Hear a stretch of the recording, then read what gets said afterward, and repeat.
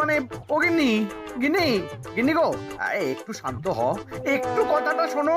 না না, আমি আর কিচ্ছু শুনবো না। এক সপ্তাহ সময় দিচ্ছি, তার মধ্যে মহারানীর মতো ওই সীতাহার আমার চাই চাই চাই। আহ, কিন্তু গিন্নি ওটার যে অনেক দাম, আমার কি আর মহারাজের মতো অত টাকা আছে বলো? এই শোনো, তোমার কি আছে আর কি নেই তা আমার খুব ভালো করে জানা আছে, বুঝলে? কিন্তু গিন্নি, একটা কথা কান খুলে শুনে রাখো, এবারে যদি তুমি ওই সীতাহার আমাকে গড়িয়ে না দাও, আমি তাহলে চিরদিনের মতো বাপের বাড়ি চলে যাব। এই আমি বলে দিলাম। আচ্ছা ফাঁপড়ে পড়লাম আমি, কি যে করি। দূর, আর ভালো লাগে না।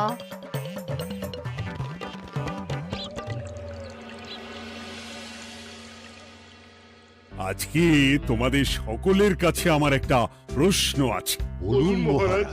আচ্ছা, ধরো তোমরা যদি এ রাজ্যের লোক না হতে, অন্য কোনো রাজ্যের হতে, তাহলে তোমাদের কাছে কৃষ্ণনগর কেমন মনে হতো?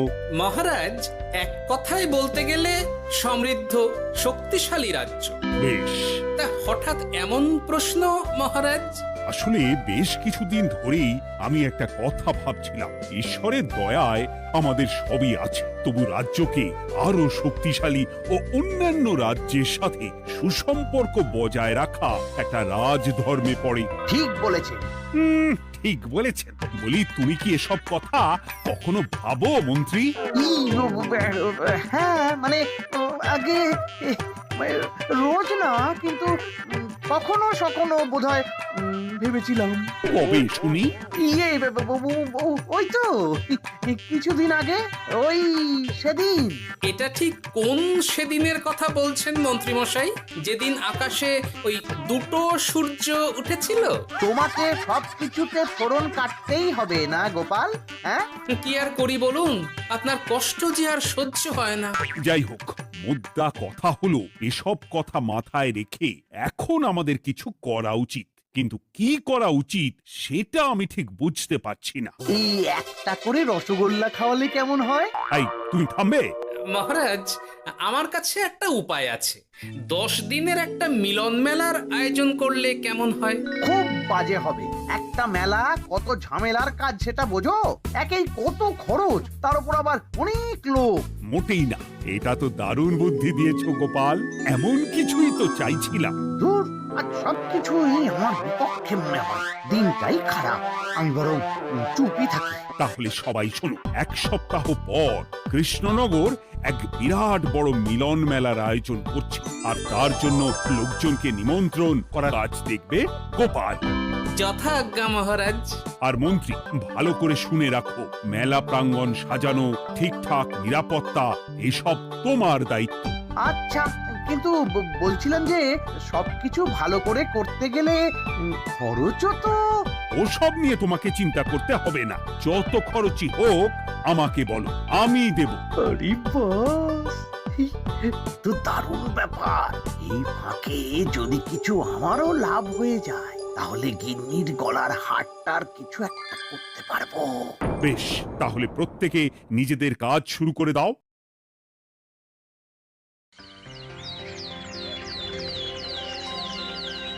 শোনো শোনো শোনো, 1 সপ্তাহ পর কৃষ্ণনগর মেলা প্রাঙ্গণে অনুষ্ঠিত হতে চলেছে 10 দিন ব্যাপী মিলন মেলা। সকল গ্রামবাসীকে এই মেলায় আসার জন্য আমন্ত্রণ জানানো হচ্ছে। শোনো শোনো শোনো।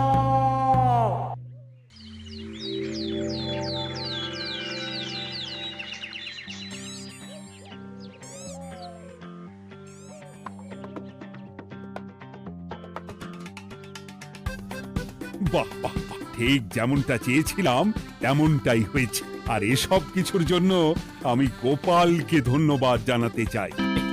কি যে বলেন মহারাজ, এই কৃষ্ণনগর তো আমার নিজেরই পরিবার। সেসব আমরা খুব ভালো করেই জানি গোপাল।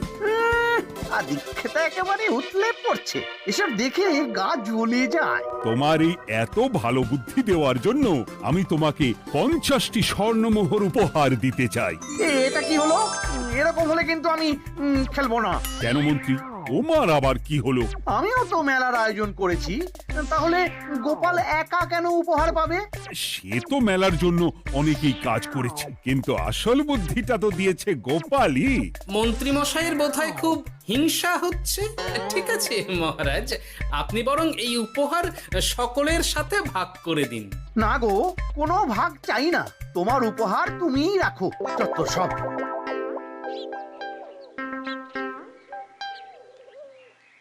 আমার কি এত খারাপ দিন এসেছে নাকি যে আমাকে গোপালের থেকে পুরস্কার নিতে হবে?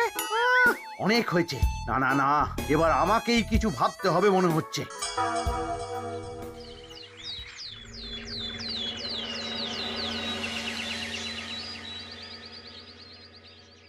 আমার আমার সব শেষ হয়ে গেল গো, সব শেষ হয়ে গেল।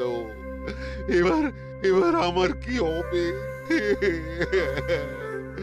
মহারাজ, মহারাজ কিছু একটা করুন, মহারাজ কিছু একটা করুন। চিন্তা করো না, আমি দেখছি। যারা দোষী তারা শাস্তি পাবেই। কি শুরু হলো বলো তো হঠাৎ করে? এত বড় বড় চুরি ডাকাতি হয়ে গেল, অথচ কেউ কোনো টেরই পেল না। হ্যাঁ মহারাজ, আসলে রাতের বেলা যখন সবাই ঘুমিয়ে থাকে তখন এই চুরি ডাকাতিগুলো হয়, তাই কেউ কোনো শব্দ পায় না। ভালো করে অনুসন্ধান করো, যে বা যারা এই কাজ করছে তাদের যত তাড়াতাড়ি সম্ভব ধরে ফেলতে হবে, নইলে তো আমাদের প্রজাদের অনেক ক্ষতি হয়ে যাচ্ছে। হ্যাঁ মহারাজ, আপনি কোনো চিন্তা করবেন না। কোথায় আনন্দ করে সব প্রজারা মেলা ঘুরবে তা নয়, আবার এই উটকো ঝামেলা। একটা কথা বলছি, কিছু মনে করবেন না। আসলে এই ঝামেলার কারণ হলো গোপাল। আমি ঠিক জানতাম কোনো না কোনো ভাবে আপনি আমাকে দোষ দেবেন। সত্যি তো, এসবের সাথে গোপালের কি সম্পর্ক? ওরই তো সম্পর্ক আছে মহারাজ। মেলা শুরু হলো আর তার সাথে চুরি ডাকাতিও। আর যদি গোপাল মেলার বুদ্ধিটা না দিত তাহলে রাজ্যে এত চুরি ডাকাতিও বাড়তো না। মানছি মন্ত্রী মশাই, মেলার বুদ্ধিটা আমার, কিন্তু মেলার নিরাপত্তা রক্ষা তো আপনার দায়িত্ব ছিল। যদি মেলা থেকেই এই ঝামেলা শুরু হয় তাহলে তো আপনার কাজেও ফাঁক আছে। মুখ সামলে কথা বলো গোপাল। আহ, তোমরা একটু থামবে? এখন নিজেদের মধ্যে ঝামেলা করার সময় নয়। সবাইকে একসাথে কাজ করে আসল চোর ডাকাতদের ধরতে হবে, তারপর বোঝা যাবে কার দোষ ছিল আর কার নয়। আগে মহারাজ।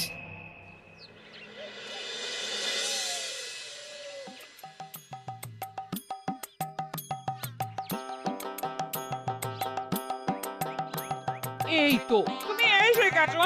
তাড়াতাড়ি মুখ হাত ধুয়ে বসো, তোমার জন্য একটা জিনিস এনেছি। বলো কি জিনিস? আরে আরে একটু অপেক্ষা করোই না, আমি আনছি। হ্যাঁ বেশ, আনো তাহলে। এই নাও, খাও। মিষ্টি দই। হ্যাঁ গো, খেয়ে দেখো তো কেমন। দারুণ সুন্দর স্বাদ তো গিন্নি। কোথা থেকে এনেছো? ভালো, মেলা থেকে এনেছি। ও জানো, বিনা পয়সায় গো। বিনা পয়সায়? তা কে দিল শুনি? আরে সুজন দইওয়ালা, বড় ভালো ছেলে। শুধু আজ নয়, ও রোজই মানুষকে ভালোবেসে না বিনা পয়সায় দই খাওয়ায়। হ্যাঁ বাবা, বেশ অবাক করা কাণ্ড। আসলে সুজনের দেশের বাড়িতে অনেক জমি জমা, গরু মোষ আছে।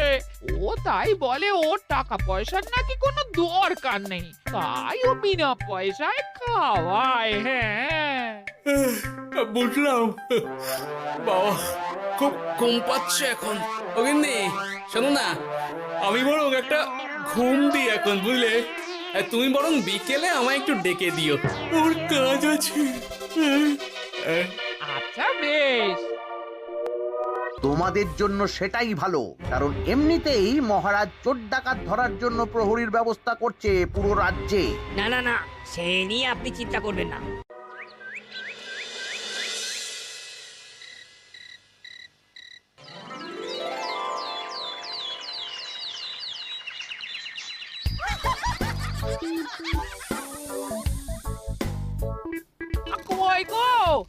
আর কতক্ষণ ঘুমোবে? সকাল তো হয়ে গেল। সে কি গিন্নি, সকাল? তোমাকে যে আমি কতবার বললাম আমাকে বিকেলে ডেকে দেবে। তা বলি কবেকার বিকেল? গতকালে না আজকে?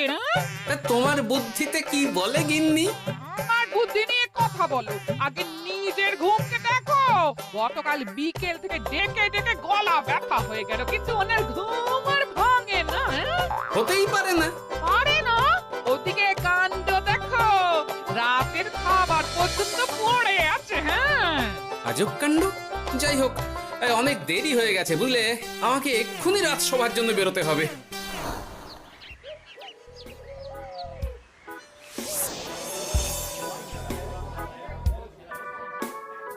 বাবা, এত ভিড় কি আছে এখানে? একটু কাছে গিয়ে দেখি তো। সত্যি সত্যি ভাই সুজন, তোমার হাতে জাদু আছে। এত সুন্দর মিষ্টি দই, এ স্বাদ ভোলার নয় ভাই। আচ্ছা, তাহলে এই হলো সুজন দইওয়ালা। ভালো মিষ্টি দই আছে, নেবে নাকি গো? পয়সা লাগবে না। জানি তো, সত্যি দারুণ স্বাদ এই দইয়ের। আমি খেয়েছি তো। তবে আজ নেব না গো, কাল এসে নিয়ে যাব। আচ্ছা আচ্ছা আচ্ছা।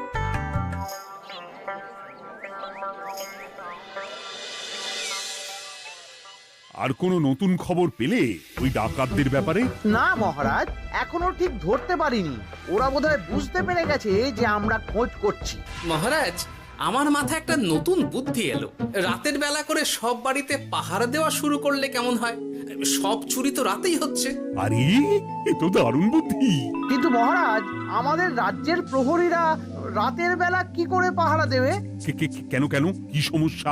অনেক সমস্যা আছে। তাদের শরীর খারাপ হতে পারে, তার চেয়েও বড়, রাত জেগে থাকলে দিনে তারা সকলে ঘুমোবে, তখন পুরোটাই বেকার হবে। কিচ্ছু বেকার হবে না মন্ত্রী মশাই, আমাদের প্রচুর সেনা আছে, তাদের সকলকে দায়িত্ব ভাগ করে দিলেই হয়ে যাবে। তুমি বেশি বোঝো। গোপাল তো কিছু ভুল বলেনি মন্ত্রী, আমরা পাহারা বাড়াবো। আমি আজই সব সেনাদের সাথে কথা বলছি। সেনাপতি, তুমিও এ ব্যাপারটা একটু দেখো। যথাজ্ঞা মহারাজ।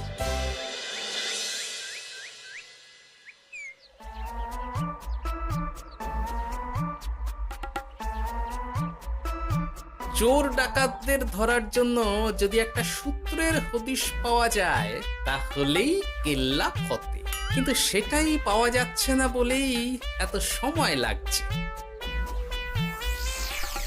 আরে, ওটা মন্ত্রী মশাই মনে হচ্ছে না? আড়ালে দাঁড়িয়ে এরকম কার সাথে কথা বলছে? এবার আমি যা বলছি ভালো করে শোনো। আজ রাতে মেলার পিছনের দিকে যে মাঠটা আছে সেখানে চলে এসো। বাকি কথা ওখানেই হবে। এই জায়গা নিরাপদ নয়। বেশ রহস্যজনক ব্যাপার। মেলার পিছনের মাঠ বলল না?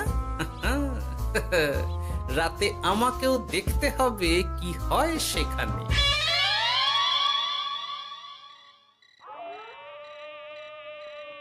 উফ, কি মশা রে বাবা! কখন থেকে দাঁড়িয়ে আছি, মন্ত্রী মশাইয়ের পাত্তা নেই কেন?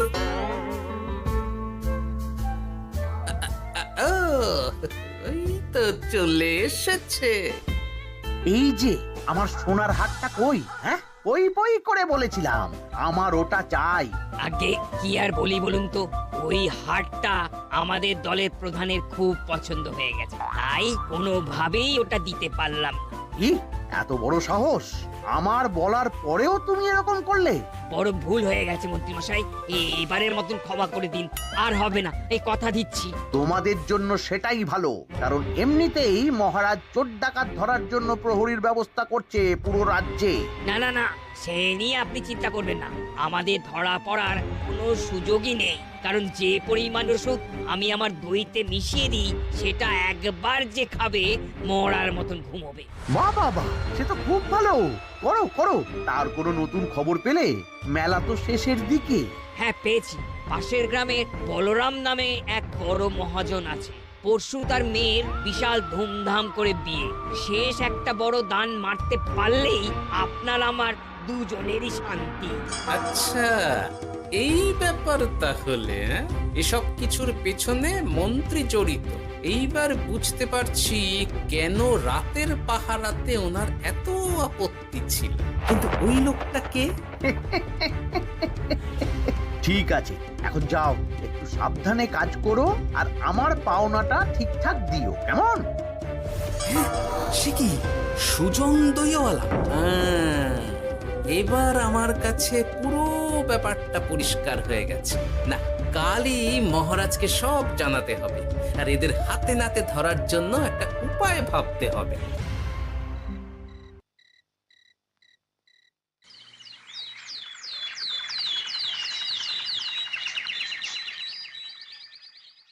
আরে এসো এসো, তোমার জন্যই তো অপেক্ষা করছিলাম। কি এমন জরুরি কথা আছে যে একান্তে দেখা করতে চাইলে? কোন মুখে বলি মহারাজ, সর্ষের মধ্যেই যখন ভূত তখন আর কি। মানে একটু খুলে বলো তো কি হয়েছে?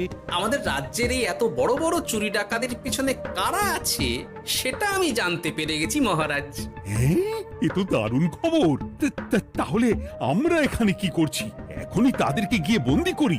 না মহারাজ, আমাদের হাতে কোনো প্রমাণ নেই, তাই ওইভাবে বন্দি করতে পারবেন না। কেন বলো তো, কারা আছে পেছনে?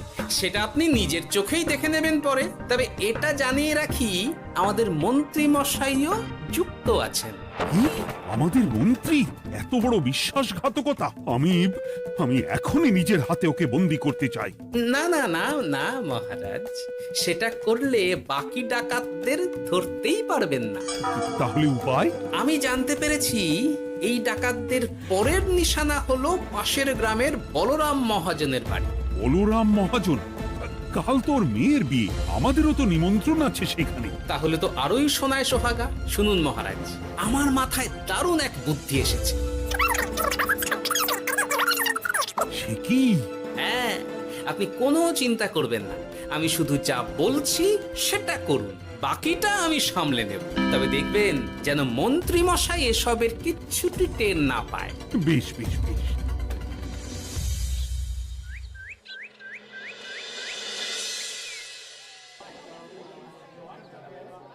আর তো কিছুক্ষণ, এরপরেই তো সন্ধে নামবে। তোমার সবকিছু তৈরি তো? হ্যাঁ মহারাজ। আরে মহারাজ আর গোপাল কানে কানে এত কি কথা বলছে, আমাকেও জানতে হবে সেটা। ওই যে আসছে মরকটটা, আমার আর ওকে এক মুহূর্ত সহ্য হচ্ছে না। মনে হচ্ছে গুদুম গুদুম করে ওর মাথায় গাঁটটা মারি। শান্ত হন মহারাজ, দয়া করে শান্ত হন আর একটুখানি, তারপর আপনি মন্ত্রী মশাইয়ের সাথে যা ইচ্ছে করবেন। ওর আমি বরং অন্যদিকে যাই, মুখ দেখলেই আমার মাথাটা গরম হয়ে যাচ্ছে। সেই ভালো। কি হলো ব্যাপারটা? যাই হোক, আর তো কিছুক্ষণ, তারপর আমার বিশাল লাভ হবে।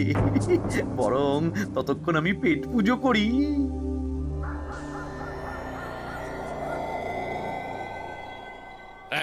যা যা দামি জিনিস আছে সব দিয়ে দে। এই তো খেলা শুরু। এবার আর আমায় পায় কে? ও বাবা, এরা আবার কারা? সত্যি গোপাল দারুণ চাল চেলেছে। এই তোমরা এখানে কি করতে এসেছো? কেন, তোমরা যা করতে এসেছো? ডাকাতি? এমন তো কোনো কথা ছিল না। কার দলের লোক তোমরা? মন্ত্রী মশাইয়ের দলের লোক। এই রে, কি বলছে সব? কোথায় কোথায়? এই মন্ত্রী মশাই, এই কি বলছে এরা?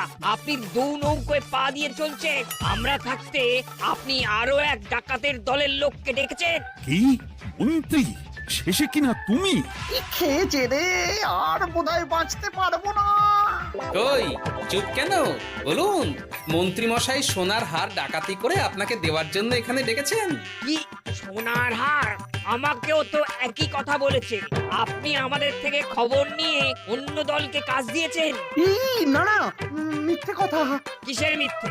আপনি ছাড়া তো আর কেউ জানতো না এখানের কথা। না গো, আমি শুধু তোমাদেরকেই কাজ দিয়েছি একদম শুরু থেকে। আর কোন ডাকাতের দলকে আমি চিনি না, আমি তো নিজেই প্রথম শুনছি। মন্ত্রী, লজ্জা করে না তোমার? তুমি আমার প্রজাদের এইভাবে ঠকাচ্ছিলে। ইয়ে মানে মহারাজ, আমি আসলে। অনেক হয়েছে মন্ত্রী মশাই, আপনি ধরা পড়ে গেছেন। প্রহরী, বন্দি করো সবাইকে, আর মন্ত্রীকেও। আমাকে ক্ষমা করে দিন মহারাজ, আমি ইচ্ছা করে এটা করিনি। আসলে আমার গিন্নি কদিন ধরেই মহারানীর সীতাহারের মতো দেখতে হার বায়না করেছে। তার জন্য তুমি নিজেদের লোকেদের থেকেই চুরি করবে? আর কি করব বলুন, এক সপ্তাহের মধ্যে হার না দিলে বাড়ি ছেড়ে চলে যাবে বলেছে। তাই আমি এখন আপনি যেটা করেছেন সেটা যদি আপনার গিন্নি জানতে পারে তাহলেও বাড়ি ছেড়ে চলে যাবে। শাস্তি তো তোমাকে পেতেই হবে মন্ত্রী। আয়, কে আছো? শোনো, মন্ত্রীকে মুখে কালি মাখিয়ে গাধার পিঠে বসিয়ে সারা রাজ্য ঘোরাও, এটাই ওর যোগ্য শাস্তি। আর গোপাল, তোমার বুদ্ধির প্রশংসা করতেই হয়। তোমার পুরস্কার আমি কাল রাজসভায় দেব। দূর দূর, জীবনে বিয়ে করাই ভুল হয়েছে আমার।